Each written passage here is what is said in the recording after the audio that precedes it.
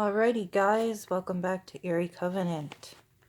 So today, I decided not to wear my glasses. I just got to give my eyes a break. But I have awful bags. That's okay though. I'm me if you don't like it. Love it anyway.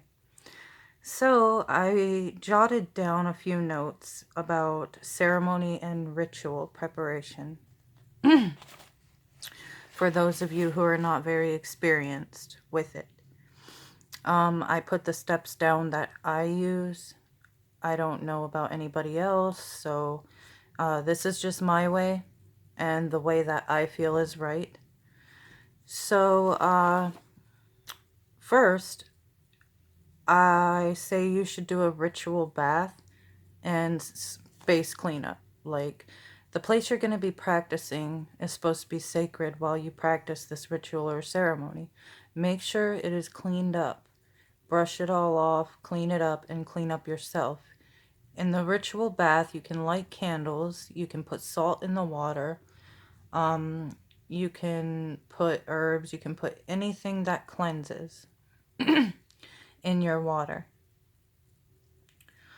And like I said with your sacred space, if you invite somebody over to your house, you're going to make sure it's picked up a little bit, right? I mean, it's the same thing. I'm sure you'll hear other people say that as well. All right. Second, your tools. So you want to gather all your tools. Now, rituals vary between everybody. Wiccans especially, they have many tools they work with in ceremonies. This is going to be kind of the traditional way more. You would have candles depending on what you're doing for the color, but traditionally we use black, red, and white. Wiccans, they'll use a variety.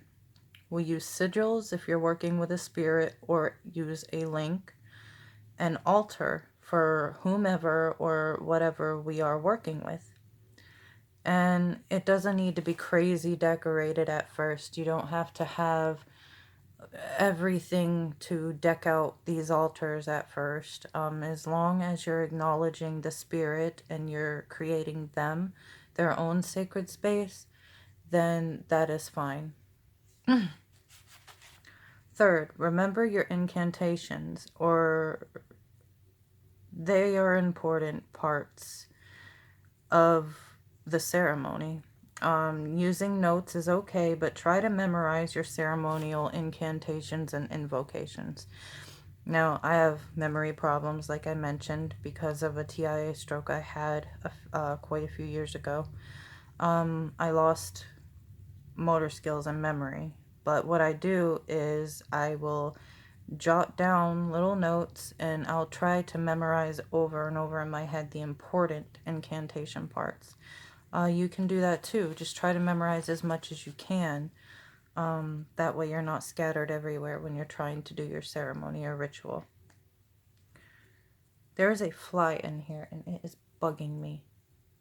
Sorry. Alright. Fourth, make sure you are energetic, you feel good, and relax and meditate before to get into the right mindset. No technology. You want to make sure you're paying attention to your intentions and what you're going to do, and take it seriously. Before you go into your ceremony or ritual, you got to make sure you're capable of seeing it done. Make sure that you put a lot of enthusiasm into it, a lot of energy into it. And just before it, meditate. And you want to get into that right mindset. And meditation will definitely do that for you.